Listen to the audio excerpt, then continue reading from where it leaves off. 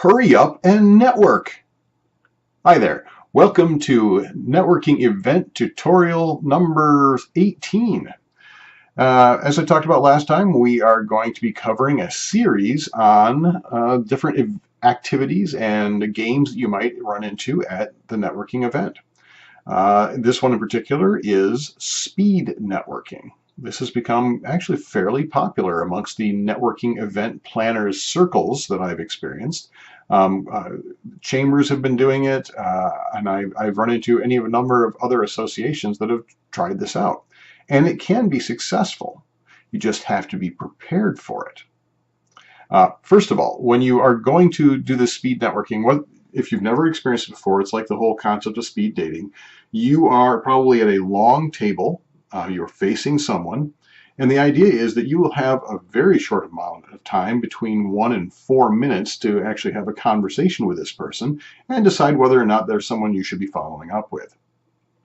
Obviously, 1 to 4 minutes is not a very long time at all. So some basic rules.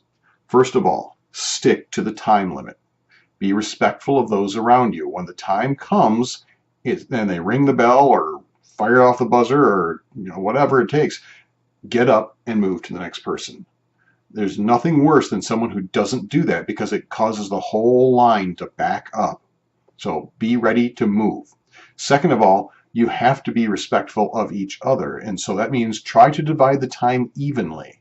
Ask good questions. That's number 3. Make sure you have some questions ready. Ask about what they do, who they serve, and maybe, if you have time, what they like to do when they're not working. Now, that's starting to establish that personal connection that we really want to have. Finally, be sure you have a notepad that you can write down what you learn, because you are going to be meeting so many people in such a short amount of time. It's easy for that to blur in your mind as to who all you met.